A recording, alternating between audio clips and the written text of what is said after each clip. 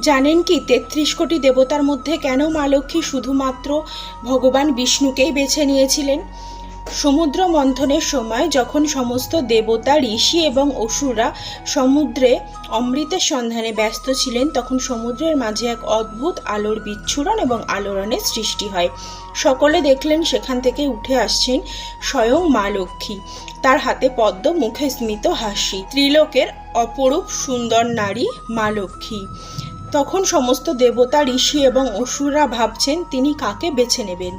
মা লক্ষ্মী সকলের দিকে চেয়ে দেখলেন কারোর মুখে অহংকার, কেউ ক্ষমতার অহংকারে পরিপূর্ণ, আবার কারো চোখে কামনার তীব্র আকর্ষণ।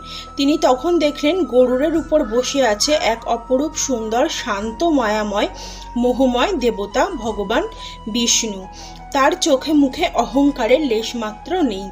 তিনি তখন পদ্ম হাতে ভগবান বিষ্ণুর কাছে গেলেন এবং তার সামনে নত হলেন। তিনি বললেন, আপনি যেখানে থাকবেন আমিও সেখানে থাকতে চাই। তারপর থেকে ভগবান বিষ্ণুর বুকে যে শ্রীবৎস চিহ্ন আছে সেই স্থানে মা লক্ষ্মীর বাস। আপনি যদি মা লক্ষ্মীর ভক্ত হয়ে থাকেন কমেন্টে অবশ্যই লিখবেন জয় মা লক্ষ্মী। আমার ভিডিও ভালো লেগে থাকলে চ্যানেলটিকে লাইক, কমেন্ট, সাবস্ক্রাইব করতে ভুলবেন।